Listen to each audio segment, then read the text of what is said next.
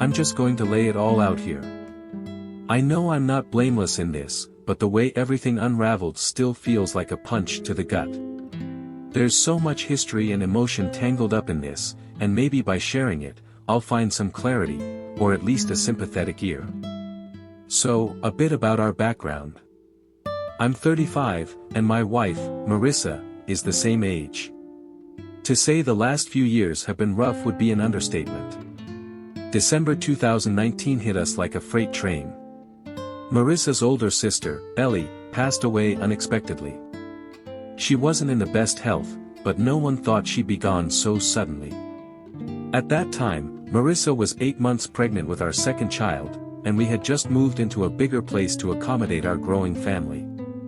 Meanwhile, her parents were in the midst of relocating closer to us to help out. Then, just when we thought we could start picking up the pieces, COVID turned the world upside down.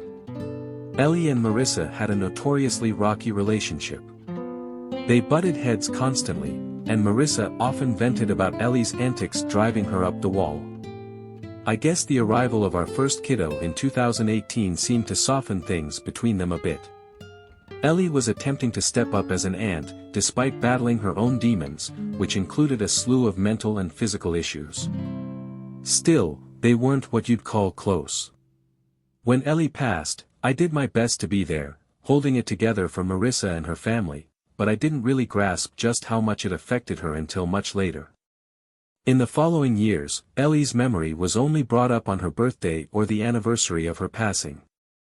During those times, I tried to be as supportive as possible.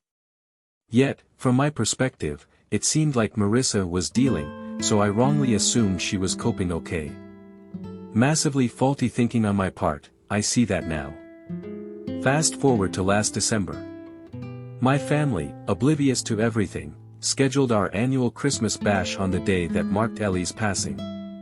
Marissa confided in me that it was a hard day for her, and while I relayed this to my family, their insistence that the date worked best for everyone else overrode my concerns.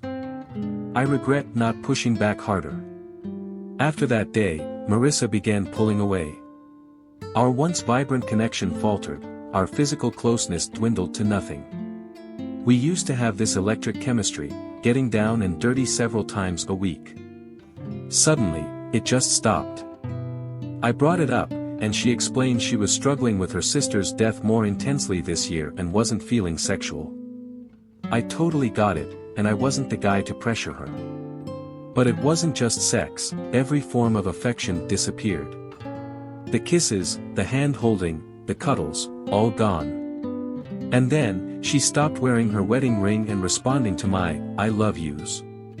Still, whenever I tried to dive into the nitty-gritty of her distancing, she chalked it all up to processing her grief. She'd soothe my worries, saying it wasn't about us but was about her inner turmoil. I offered my unwavering support, but she would just shut me out, insisting she couldn't, or wouldn't, go there with me. That was the harsh reality of January. By the time February rolled around, it felt like we were awkward roommates just shuffling through the motions of parenthood. Our exchanges were reduced to awkward small talk. I'd ask about her day, her work, her axe-throwing hobby, and get monosyllabic replies. Once a week, I'd muster the courage for a real conversation, even though they often spiraled into blame fests. Somewhere in the middle of all this, I learned that an old acquaintance, Greg, had resurfaced at her workplace. Out of nowhere, she could confide in him, the very thing I was begging her to do with me. He started helping with a young, unruly pup Marissa had brought home from work. With our crazy schedules, the pup's energy was a lot to handle, so we shared its care with Greg. This arrangement meant she was interacting with him a lot, dropping off and picking up the dog multiple times a week. Her late-night absences began piling up, but when I questioned it, she asked for space. Oh, and around the same time, she opted for bedding down in the spare room, citing the need for more space. Every instinct screamed that something was off with this Greg guy and the whole setup. But, on the edge with our relationship, I couldn't bring myself to voice accusations of infidelity. More time slipped by. At one point, I'd requested a vasectomy from my doc, and out of the blue, I get a call, It's happening that Friday. Marissa had been gifted an outing, Chef in the Bush, a wilderness dining experience. I told her the surgery would leave me unable to join. She quickly asked to take a friend, Jenny, instead. Fine, I thought, though I couldn't shake the suspicion it was actually going to be Greg. She was gone all day. Returned home with tales spun of her day with Jenny, sounded convincing enough. While she showered, her phone pinged a stray curiosity in me. I'm not the snooping type, but something compelled me. What I found shattered everything I'd desperately been holding on to. Her phone was a gallery of texts.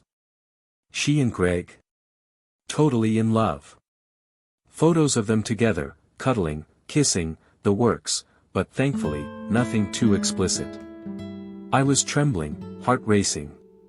Confronting her, she came clean but swore it hadn't led to sex, though my trust was in pieces. Then the other shoe dropped.